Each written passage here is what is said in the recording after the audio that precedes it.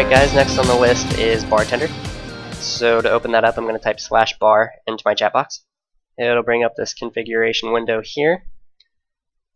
I'm going to go ahead and unlock all of my bars by unchecking this right here.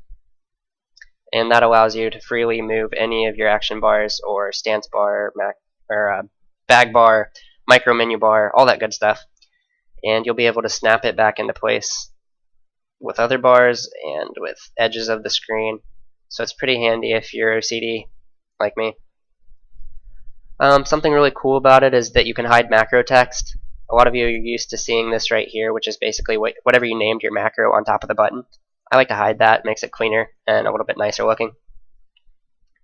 Another thing you can do is you can change the scaling. You can kind of make it bigger or smaller. You can change how many buttons are in each action bar.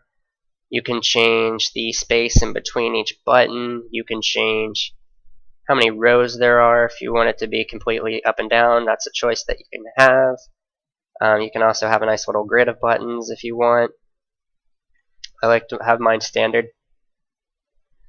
I'm going to relock this real quick, and I'm going to show you guys key binding mode. Key binding mode is awesome. You hit this right here and it's going to open binding mode, and basically you can scroll over anything that you have on your bars and you'll be able to hit escape to clear all bindings, and you'll be able to go ahead and hit whatever key or button that you have that you want to bind it to right on top of the button itself, and it'll instantly rebind it. Then you just hit OK and it's saved, and boom, I can hit Typhoon with G and I'm rocking.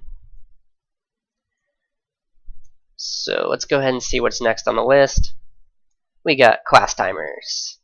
Class timers are basically timers for abilities that you use that have countdowns, like damage over time abilities or healing over time abilities, and I'm going to go ahead and show you what that looks like by using Life Bloom here. So I'm going to use Life Bloom and I'm going to use Rejuvenate. And you can see I have nice little countdowns and icons and name of spell. It's very handy to have. I like to put it right in the middle of my screen so that I can have pretty good uptimes. I can see very clearly when something is about to run out and I need to reapply it. You open that up the same way. You just type /class timer. The lock feature works exactly the same way. You're going to be able to just click and drag and drop wherever you want them. Like I said, I kind of put mine in the middle of the screen here because I feel like it improves my uptimes. That's a personal choice. You guys can put them wherever you want. And you'll also notice that my healing overtimes are over here. This is what's on the player, what's on me.